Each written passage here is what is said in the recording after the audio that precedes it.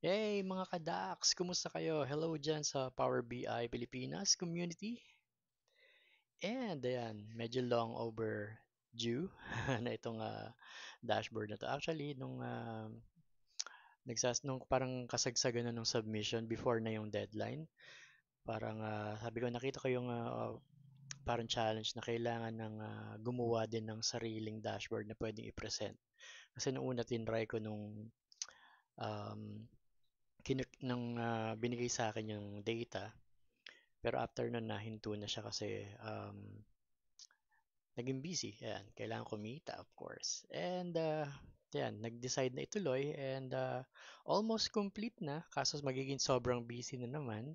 Kaya kesa hindi na ito ma-publish, ayan, nag-decide na ako ipakita and then siguro unti-unti yung link na isa-share ko ay magiging updated, di ba? And simulan na natin. So, never did I thought na parang did I think na na mapapakita ko itong visual na to. 'Di ba? Nakita ko siya before sa custom visuals and then sabi ko, saan kaya pwedeng gamitin tong ano? Then parang recently naalala ko, pwede to. Kaya lang sayang walang buhaya, no? Puro pating sa mga isda yung pwedeng pagpilian. But still, nakakatuwa, 'di ba? Like ito, pag tinapatan mo to, o 'di ba? Sila yung mga diskaya. Then try natin 'to isang to. O yung Kirante, this one is Saldico. Ayan. I hope natuwa kayo yun ang pinakita ko. Ano. Tapos, dun sa summary page natin, of course, alam nyo na to. Bali, hindi ko lang nalagyan ng insights pa sa baba. And then siguro yung sa title dito merong sub, parang documentary style na dagdag na something. And then like icons probably mag-add ako. But definitely ito, I hope nagustuhan niyo yung mga parang visual. Nagsimula ako dito sa parang column chart lang, ganun ka-simple itong question number one. And then dito, ito na parang napakita ko na to before sa iba. What I did is, like, ayan, nakikita nyo, ito yung groupings nung parang mga contractors. So, merong yung nag-top 1 natin, itong Diskaya, and makikita nyo, ayan. And sa pinakaba yung RBC, Lagdana. But, meron din tayong ganito na pagka pwedeng baguhin yung contractors into like a single entity lang yung ano. So, SunWest yung pinakamataas and then, ayan, the rest.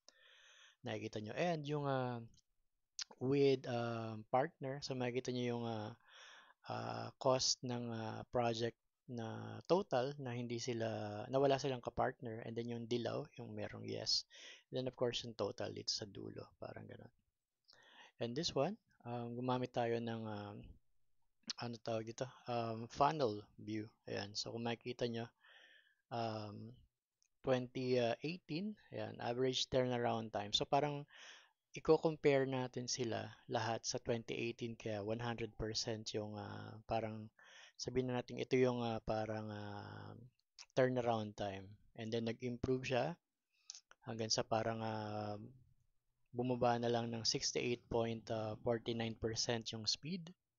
Ayan, so from 1795 naging 1230, pababa ng pababa. And then makikita nyo yung percentage and of course yung turnaround time in days. So 68 days na lang nung 2025. And as I explained, pwede may konting diferensya dun sa mga values ng ating turnaround time kasi inayos ko yung mga um, planned start date saka yung planned contract completion date dahil ano tawag dito, may mga parang I think 55 projects na baligtad. Nauna pa yung contract completion bago mag-start yung project. So, ayun, inayos natin and then yan yung lumalabas. And 247, meron ibang gumawa ng months, meron gumawa ng days. Ayan.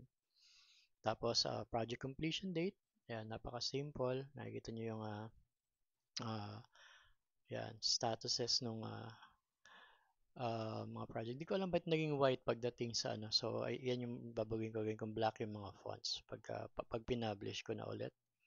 And then, of course, yung program name, ayan, gumamit tayo ng line saka ano, para makita yung mga values. Tapos inangat natin ng konti yung 0% para lumabas din yung value ng lines, hindi ah, patong yung bars and lines. And ayan, meron tayo dito ano, yung year, kanina yung nakikita nyo, puro year funded yan, parang ganun. Pero pwede nyo gamitin yung planned start year. Yan, so magbabago ng konti yung mga numbers. Tapos, moving top 10. Dapat may music ako dito, di ba? Parang ano, yung dun, dun, dun, dun, mga ganun. Yan. So, ni-start ko na lang ng 2021 and makikita nyo kung gaano kabilis yung parang pag-angat. So, dito naunahan pa ng Macapa Corporation yung lahat ng companies ni Saldico. Ayan, noong 2021. Pero ayan, starting 2022, ayan, dito nyo makita na, ayan, humataw na yung mga Diskaya. And ayan, napag-iwanan na yung iba. Pero ayan, no, parang laging sila na yung top 1, nag-aagawan na lang dun sa top 2 hanggang top 10. And what's interesting kasi is parang dito mo makikita na yung sila na yung top 1 overall. Pero since 2022 pa lang pagpasok pa lang, 'di ba? Biglang angat na yung mga Diskaya. Like lahat ng kanilang mga companies ay napakaraming project. Kaya yung total nila ganyan karami. And then itong company ng Saldico and Family, ayan. So humahabol. Pero ang layo ng diferensya, 'di ba? And andyan na yung mga Kirante. And makikita nyo nandito yung mga Ibasco, 'di ba? Tapos ayan, MG Samidan, parang ganyan. And nagpagpasok ng 2025, ayan, halos yan na yung parang summary. Yung top 5 natin is Diskaya, Saldico, Kirante, Legacy, and RBC Lagdana. Ayan. Lipat tayo sa EDA. Ayan. So, kung nakikita nyo, mga wala pang ano to, ano tawag dito? Uh, Insights. Yun nga, kumbaga tinapos ko lang muna yung mga visuals and then para makita yung ano, parang ganun. Kasi parang ito yung mga ginamit ko para hanapin, ano yung hahanapin ko pagdating sa um, task na gusto kong ilista lahat ng mga projects na tingin ko ay possibly um, anomalous or may parang corruption na naganap, parang ganun, di ba? Kasi dito makikita nyo, ayan, yung kanilang project ko, saka yung count of project ID per year. So, nakita ko na parang 2022 talaga yung marami. So, itong data na to from Dime is more of like BBM administration, di ba? So, 2022 and onwards, parang ganun. Pero, hanggang September 17 lang yung last pool. Ito yung kasi yung parang binigay nating data sa ating data challenge. Ayan, parang ganyan. Tapos dito yung average project length in days. Ito yung medyo ano parang kakaiba, 'di ba? Parang dati 1,795, tapos pababa siya ng pababa parang ganun. So depende sa filters parang ganun. Pero dapat 108 or pwedeng 68 yung nandito. Ayan. So lahat naka-apply dito yung ano, mga projects kaya nandun yung dulo. Pero yung tanong kanina dun sa isang question about flood control, parang ganun. Ito is overall. Pero nakita ko na ito, interesting. So parang gusto kong i-flag based on ano um, project length, kumbaga parang cost per ano per length in days, parang ganon, 'di ba? So yun yung naging isang idea. And sinusupport naman nito yung parang ano, parang kung kukumputin ko yung base sa number of days, 'di ba? Kung makikita niyo tong ato 2022. Yung 2022, ayan, naka-filter to. Ang huling natapos nasa ayan, quarter 1 ng 2025. Ganun katagal 'yon nangyari. Tapos ayan, yung iba. And dito nagsimula na yung parang bulk. Ayan, kaya pero kung mapupunan nyo, ayan, end of the year, maraming projects yung parang sobrang aktibo. So normally dyan nagsisimula yung patapos or nag-abot na from quarter 1. Halimbawa, ako nagsimula ng quarter 1 ng 2023 yung itong blue na to, aabutan ulit siya ng quarter 1 ng 2024, parang ganun. Kaya naman kung makikita nyo dito sa kabila, Ayan, oh, yung year funded 2022. So, base to sa end date. So, ibig sabihin mga natapos ng 2022 na year funded 2022 din. Pero, meron ditong 2022 na year funded natapos ng 2023. Tapos, umabot pa ng 2024 and merong gahibla na hindi na matapatan dito sa 2025. So, ayan. And then, so, kumaga parang 1, 2, 3, 4 years. Dati yung natatapos yung project ng 2022 hanggang sa parang naging 2023 or natapos na ng 2025. Tapos yung 2025, 2024 natapos lahat ng 2025 which is really parang ganun, di ba? Tapos yan yung 2025 konti pa lang yung ano tawag dito, nasimulan dito. Kaya sa 2026 meron pang mga naka-project na matatapos. Pero marami dito yung naka-filter kasi to yung no available data. Wala dito. Syempre wala pa naman silang planned start year and yung contract completion date, parang ganun, yung planned contract completion date. So, yan. So, may mga nakuha na akong parang insights dito kung ano ba yung mga hahanapin ko. Tapos, syempre, ganun din yung naging pattern dun sa ibang mga visuals natin. And I hope dun sa mga nakapo na, di ba, mukhang dike yung ating visual. Kaya naman naglagay ako ng tubig and then ng bangka. And then, ginamit ko to as filter. Parang ganun, like 2023. Ayan, parang ganun. So, I hope na-appreciate nyo yung pagiging creative dito, di ba? Parang ganun.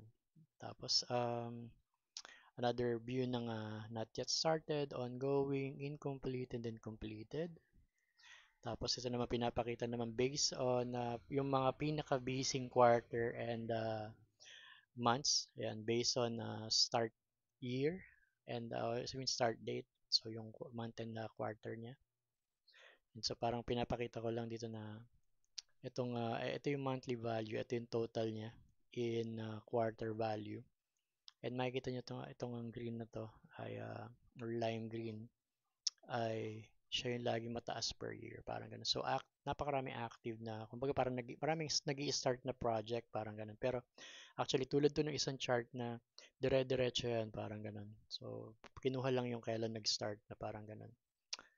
And yeah, dito lalagay yung mga insights. Tapos dito sa next, Um, teka, habang nag explain tayo dito, play na lang natin para mas maganda, di ba? So, ayan. Ito gumawa ako ng ano, ng sariling ano, sabihin na nating shape map file, ayan, para dun sa mapa. Para naman na ano tawag dito, yung nakikita natin yung ano, yung per region. Tapos ayun, maliwanag yung mga hatian ng mga cities and provinces kung sa isa-select mo dito sa mga available na options like province, region, city, town, municipality. Ayan. And nilagyan ko lang ng pwedeng i-play para nag-automatic. Hindi na ako magkiklik. Ayan, pinapakita na yung mga region. 4B na ngayon.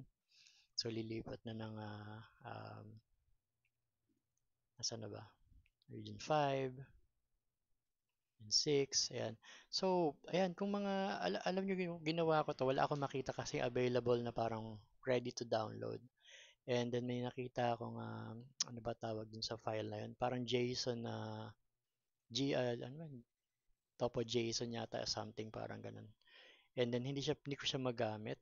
So, para magamit ko siyang shape map file, gumamit ako ng software na QGS. Libre lang siyang i-install and gamitin. Although, syempre may limitation. Ang ganda sana kung license. Pero ang daming pwedeng gawin para makagawa ka ng hindi lang shape map file, kundi talaga pati yung mga complex na ano, mga mapa. Parang ganun, di ba? So, normally ginagamit ito ng mga um, geodetical engineers, surveyors, mga ganun. Or basta anything na nasa mapping. Ayan, sila yung mga gumagamit nito. And like a couple of, ano tawag ito, regions pa. Pero siguro hindi ko natatapusin. Ayan, di ba? Nag-automatic. Stop ko na lang. And ayan, yan yung nakikita dun sa ating map. So, pwede akong bumalik na lang dun sa view. Supposedly dapat ano to meron akong link na i-click lang dun para bumalik. So, tapos ay balik tayo ngayon dito punta pala tayo dito sa exploratory data analysis for. Ito yung parang nag-inspire sa akin na tignan yung ano parang similar amount.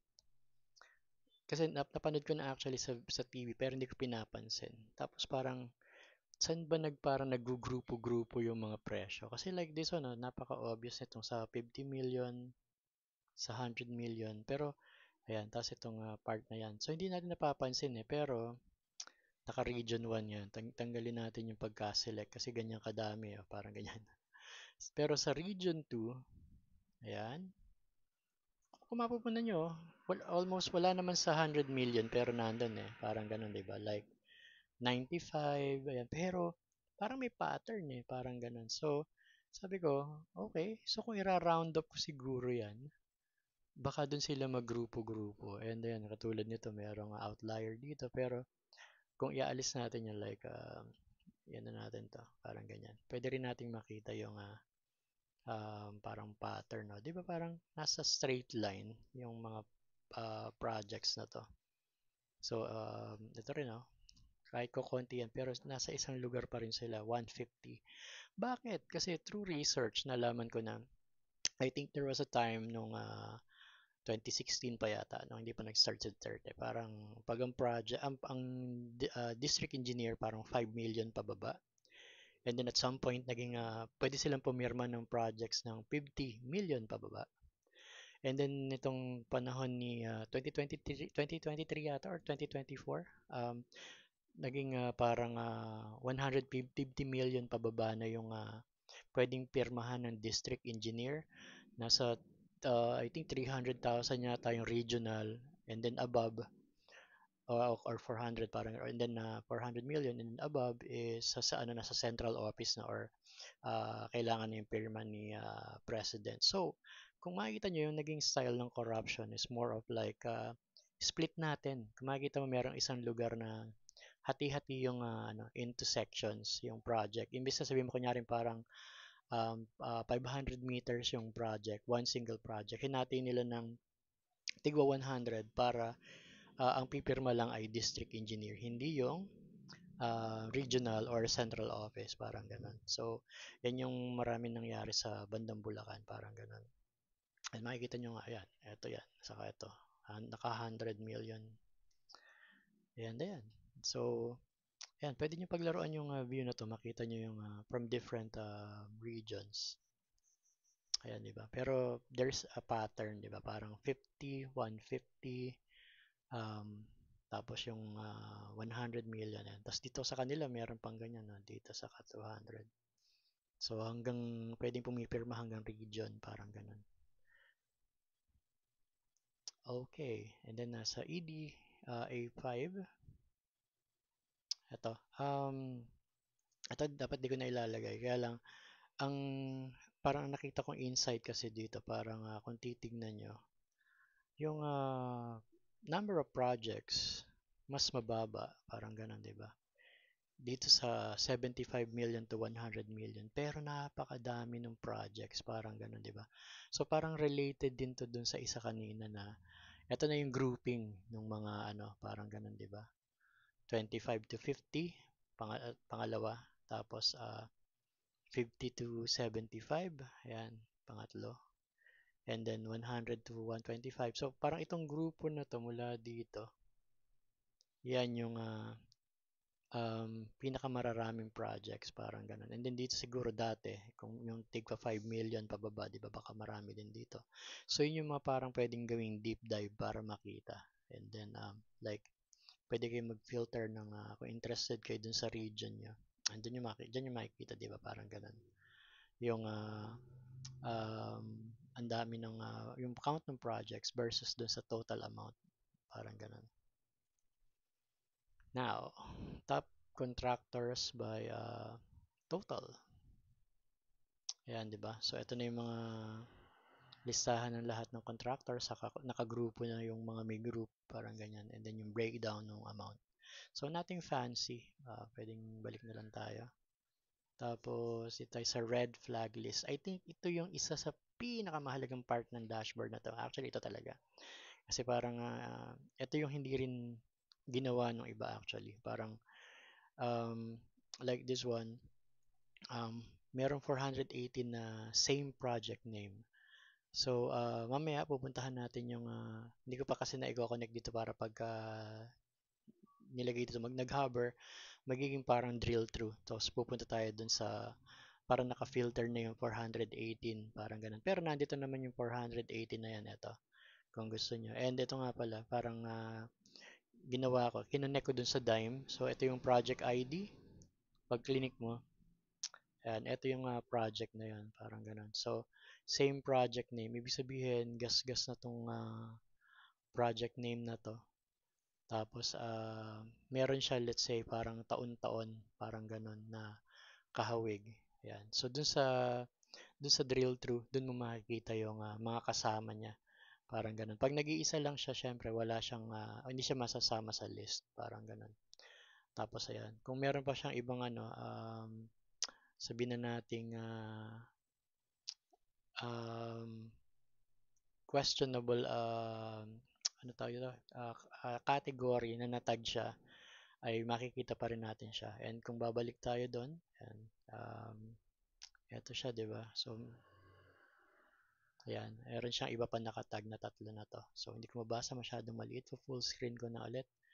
Parang ganun para makita natin. And siguro lakihan natin na mag-focus tayo. Ayan. So, yun, yung rounded up project. So, sa 95 million, maraming um, same cost na nasa same city, ayun na ano, parang natag din siya. Tapos delayed yung status, tapos yung newbie yung contractor. Pero meron kaagad siyang greater than 100 million. So ibig sabihin hindi lang isa yung project niya doon sa nung taon na flag siya, parang ganun. So meron siyang apat na red flags. Ayan. Pero sa distinct count, of course, one lang. And overall, ayan, may natag tayo na 9,854 pero yung distinct is 5,843. Kaya dahil nga sa ganyan, merong mga multiple na flag sila, parang ganun. And yan, so ang dami. With incomplete or not yet started, kailangan itag yung mga yung mga incomplete saka not yet started. Una, sa mga incomplete, ito yung mga project na parang huminto na eh. So, dapat nilang imbestigahan bakit di natapos. So, definitely talagang kailangan itag. Dun sa naman sa mga not yet started, nitong 2025 lang yan halos. And the reason why kaya natin fina-flag, dahil nga sa level ng corruption na nangyayari. So, kesa magsimula yung project at maging ghost project ulit or masimulan ulit, parang ganun. So, hanggat hindi pa nagsisimula, busisiin na nila yung project, kanino mapupunta, parang ganun, and magkano amount, etc. Tapos, yan, para ma-monitor din. 96 red flag projects na overpriced project cost. So, ito yung parang kinuha natin yung presyo per meter. Ayan, ito yung medyo intriguing kasi dun sa data sa project name, makikita nyo yung parang ano tawag dito? Station points, parang surveying station points. So, yung location niya, start to end ng project. So, para masusukat mo kung ilang meters yung project, and then definitely cost divided by total number of meters, magiging cost ng project per meter. And then may natag tayong mga overpriced base dun sa ating nilagay na 500,000 yung kanyang cost per meter. So, yan yung dapat na isa pang tingnan. Parang ganun. Pwede i-adjust ito. Pagka pinablish pala, hindi lumalabas yung slider. Dapat may slider sa baba. So, pwede nyo naman i-type dito yung value. Pero ayusin natin yan para makita yung slider. Yan. And then, 485 red flagged projects by average spent per day. So, parang isa rin to. Kasi meron tayong length in days, di ba? Gano'ng katagal natatapos yung project. So, divide mo yung project cost ng total number of days na matatapos, lalabas yung um, spent per day, parang ganun, per project. Tapos, para matag natin na yung, let's say, mga companies din, yung mga contractors, gagamitin natin yung average spent per day. Pero kung ito'y project lang, kung nasa isang project lang, spent per day ang meaning nun kahit average spent per day siya. Ayan, and dito sa ano na to, sinabi natin na parang mahal na yung 700,000 per day. Per day to na gumagastos yung company. Kasama na yung weekends pala. So, hindi naman natin ginamit yung networking days. Pero pwedeng ganun din yung computation, mas tataas pa. Ayan. So, parang inisip natin na 7 days a week ang trabaho. And 2015 no data available. So, ito rin yung parang not yet started. Pero baka may nakalusot. So, tinag na rin natin dito. And makikita naman natin mas mataas yung kasi kasama incomplete. Pero just in case, pag finilter na yung yung distinct count na lang nung per project, kung nakalusot siya dito, pwede nasa kabila siya or parang kung nandito o kung wala dito, nasa kabila naman, parang ganun. And then yung same rounded up project cost, like yun yung 95,000, parang minsan ang mga butal nila nasa 1,000 pesos na lang. Kunyari, mga 10,000 lang ang difference ng kanilang project cost. Pero nasa same city, same contractor group, same province, and plinag natin sila. And meron 3,736. Tapos yung delayed, ayan, di ba? So, lampas na dun sa planned completion date base dun sa kung kailan pinul yung ating data. Ayan, flinag ko siya, meron 658. Tapos ito nga pala kung live na yung dashboard halimbawa, naka ano na to versus today na yun, parang ganun, di ba?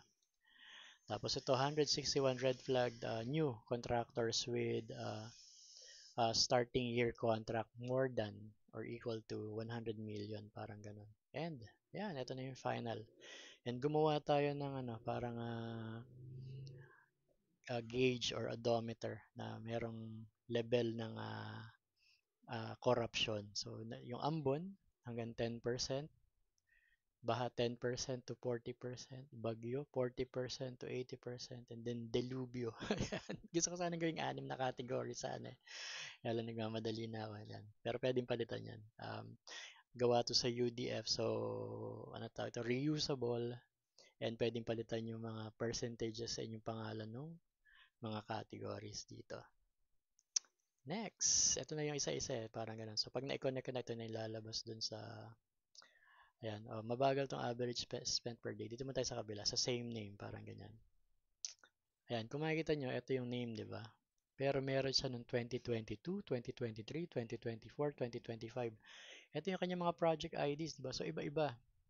Tapos meron tayong yan, mga planned start date. Tapos meron isa dito na no available data pa. So ito yung maring di pa nagsisimula or di pa lang na-update.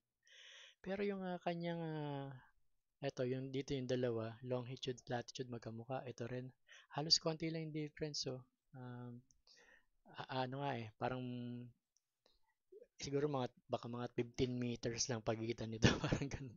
Pero yung price niya, 94, 96, 96, 100. So, hindi naglalayo. So, dito natin siya plinag sa having yung same project name. And meron naman talaga na katulad nito, ayan no, pag titingnan mo yung price, 48, 48, 44. Aba, bumaba pa ng konti ng 2024. Pero magkakaiba yung So, bakit? Ano ba to? Parang ba't nauulit ba to taon-taon? Ano ba to? Parang gagawin isang beses, masisira. Tapos, o kaya nasira, popondohan, iba na gagawa. So, magandang imbestigahan, di ba? Parang ganun. Pero meron din naman na na dito na like ito, tingnan mo. 2022, 23, 24. Tapos ay iisang company, Royal Crown. Pero tingnan mo yung presyo, 'di ba? 94, 96, 96. So halos hindi nagbabago, 'di ba? Kaya pagka nakasama din to malamang doon sa ni-round up, parang ganun. Although hindi tingin ko kasi ni-round up ko lang yun by 500 thousand. So kung ito siguro i-round up by 10 million, ayan, di ba? So papasok ito, magiging 100 million na kasi ito eh. Tapos 100 million, 100 million. Papasok din to doon. So tataas din yung parang kung hindi na plug dito, mapa-flag dun sa kabila, parang ganun. Or vice versa. Depende kung ano yung ginagamit ng mga adjustable na ito, parang ganito.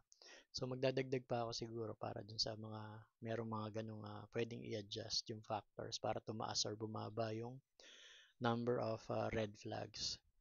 Ayan. So, ayan. Pwede i-export yung listahan na to. And then, siguro gagawin kong URL ulit yung mga to para nakikita sa Dime.